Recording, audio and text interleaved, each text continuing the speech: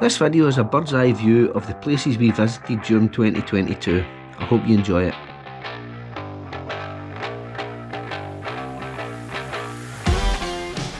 Our first outing of the year took us to East Lothian, where Sandy Anderson put us through our paces on all sorts of surfaces, mostly mud though.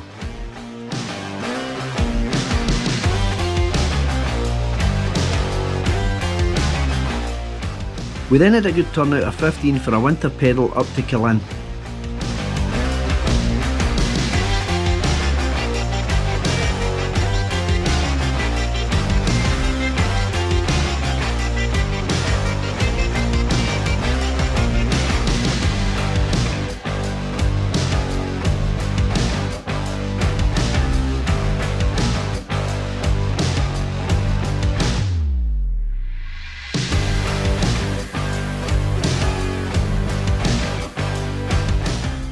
The end of January saw us heading round Loch Katrine shortly before a few of us headed over to the Les Trois Vallées in France for a snowboarding holiday in Les Menuires, Meribel and Val Thorens.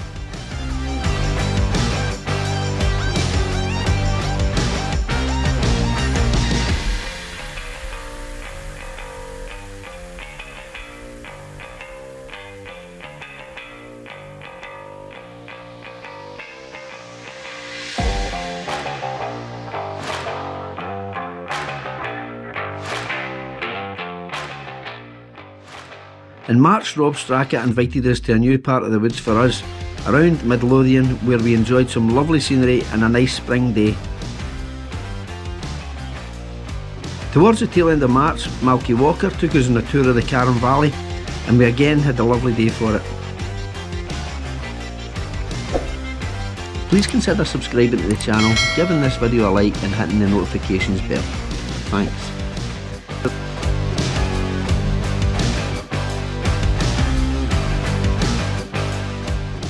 April saw us accept an offer from Graham Coburn, who led us on a loop from Strathplain out towards Loch Lomond. The weather was once again favourable and we enjoyed some excellent gravel trails and the lovely scenery.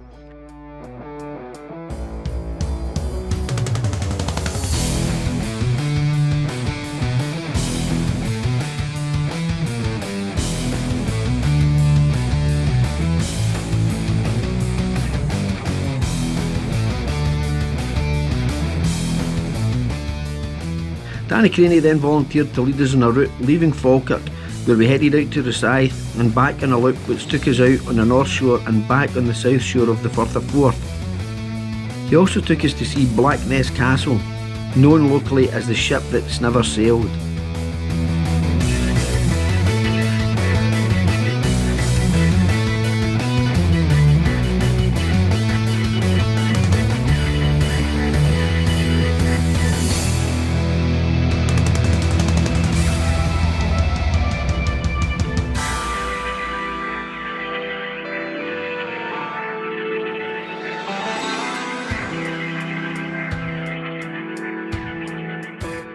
In May, Stu, Nick, Cammy, Graham and I circumnavigated Loch Ness on a wee bike packing overnighter. We were again very lucky with the weather and the views were quite spectacular.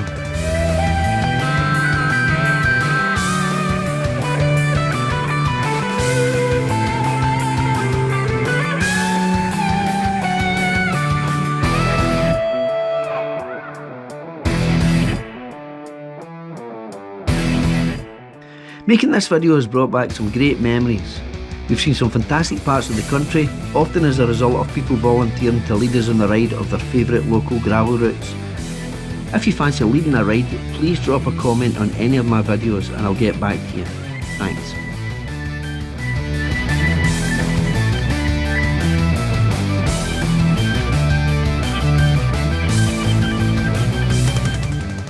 I found the west shore of Loch Ness heading south more enjoyable than the northerly leg on the east shore, but both legs were equally as picturesque and this is a bike packing adventure which I'd thoroughly recommend.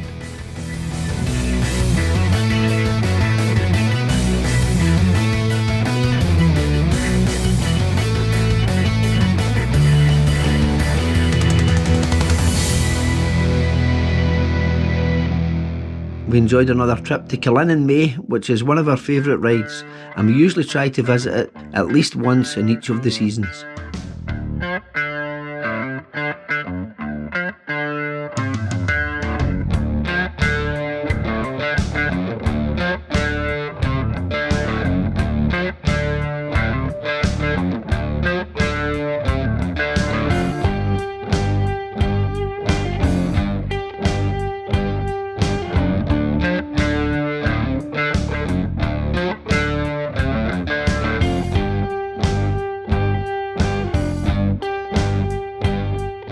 June saw Corinne and I head over to France in our camper van.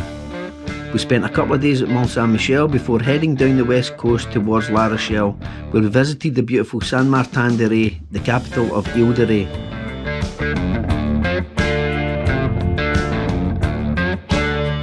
Saint-Martin-de-Ré was a beautiful little village and the perfect setting for me to try oysters for the first time, which were rather special.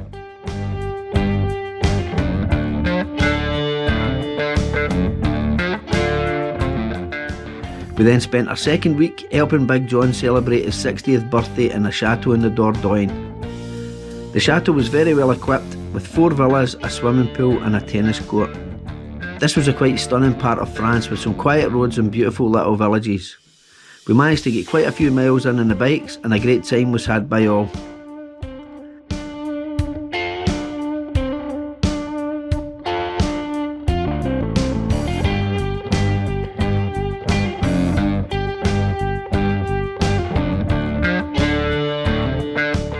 After the chateau, we headed east across France to the stunning Lake Annecy, where we stayed in Les Rives du Lac campsite. This was a beautiful location on the lake, and the route around it is undoubtedly the most picturesque cycle path I've ever had the pleasure to enjoy.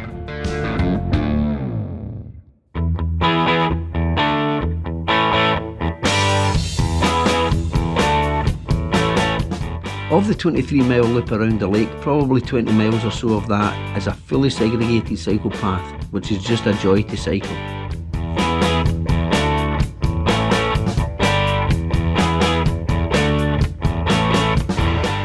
This little pontoon, which was literally about 50 yards from our pitch, was a really special place for a chill.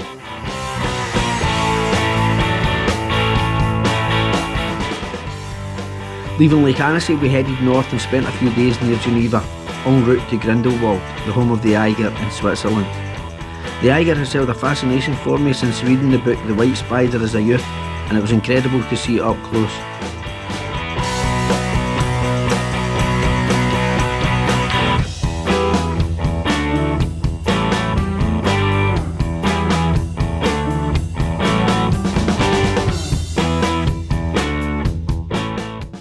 Our next home for a few days was a campsite on the shore of Lake Lugano in Italy.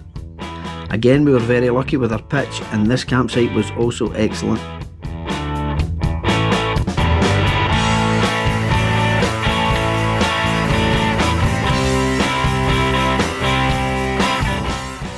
July saw Andy, Terry and I set camp in Bourdoisan to cycle up Alpe d'Huez and take in some of the Tour de France.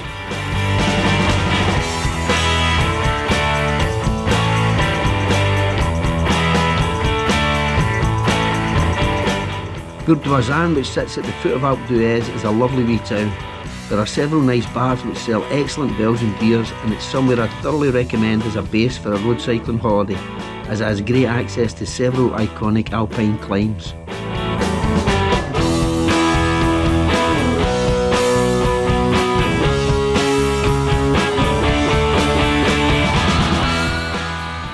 After a couple of weeks cycling, I dropped Andy and Terry off, picked up Mark and Dylan, and we headed for Honda and Biscarrosse on the west coast of France for a couple of weeks surfing.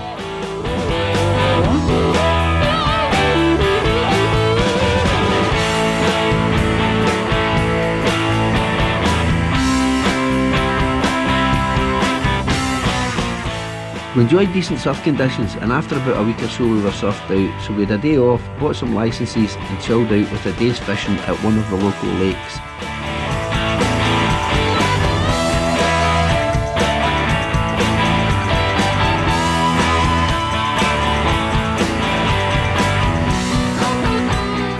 In August and back in Britain, Brad Oliver led us on a gravel ride around the Kingdom of Fife. We set off from Inverkeithing on a loop which turned at Loch Leven.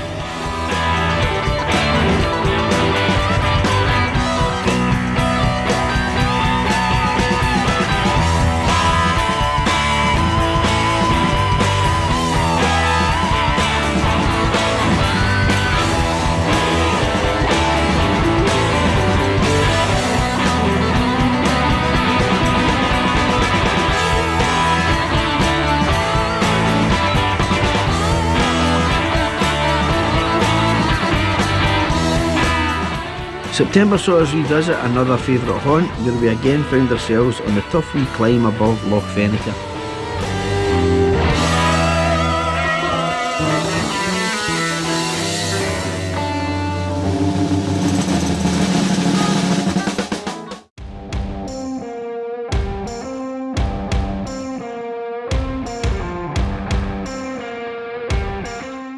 As creatures of habit, it was then back to Aberfoyle.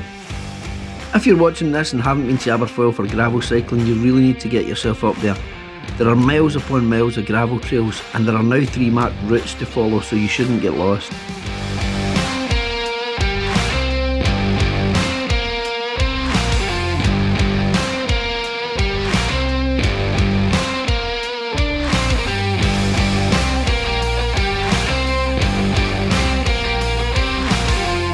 This is Loch Lubnaig, looking rather resplendent in its autumn plumage.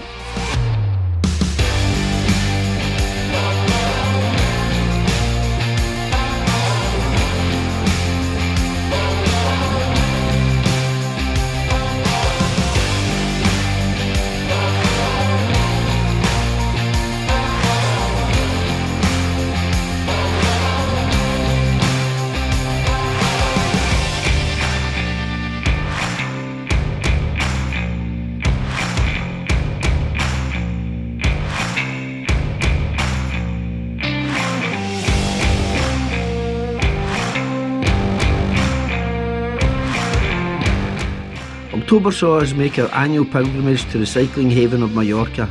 As usual, we based ourselves in Portapalença. We usually visit Mallorca in April, so we're a little unsure of the weather in October, but it was fairly similar and we managed to get all of our favourite rides in.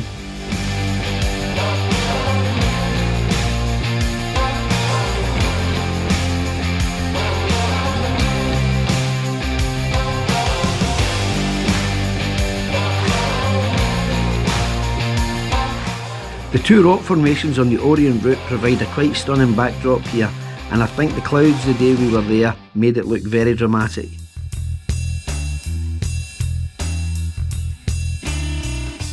We always drop into the monastery at Luc for a coffee and some cake when en route to Calobra. This is the iconic 270-degree corkscrew bend, which really is the gateway to the quite incredible feat of engineering, which is the road which drops the 6 miles to the coastal village of Calobra. This is the view which greets you when you pass through the arch, and the snaking ribbon of tarmac never fails to impress. From this point it's a long 6 miles descent down to the coast, and it feels like a hell of a lot longer than 6 miles on the way back up.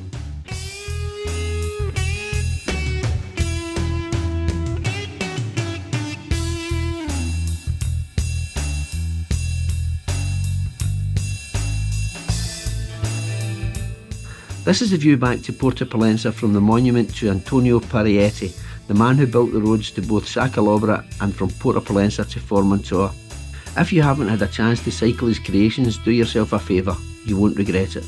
They truly are 2 quite magnificent roads.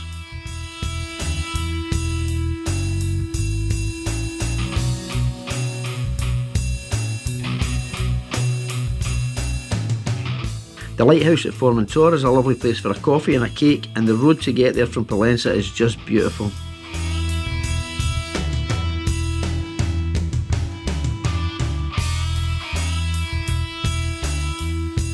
It was then back to Scotland in slightly less cycle-friendly weather when we set out for Maybe Forest in Dumfries and Galloway for a gravel ride which was led by Greg Mackay.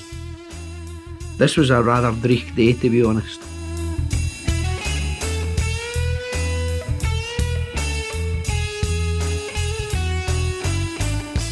November saw us revisit an old haunt which we hadn't cycled for quite a while, good old Whiteley Wind Farm.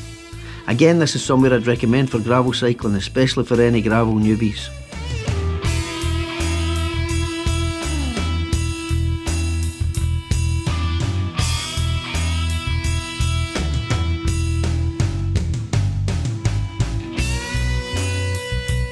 In December, Paul Weir led us round the Loch Lomond area, and yet again we had a lovely day.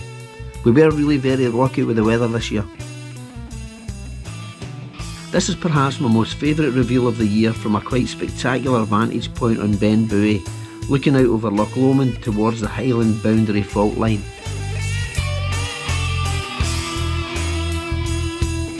To round off a very eventful 2022, we headed for Aberfoyle on a very icy morning, much to the detriment of a new pair of my leggings.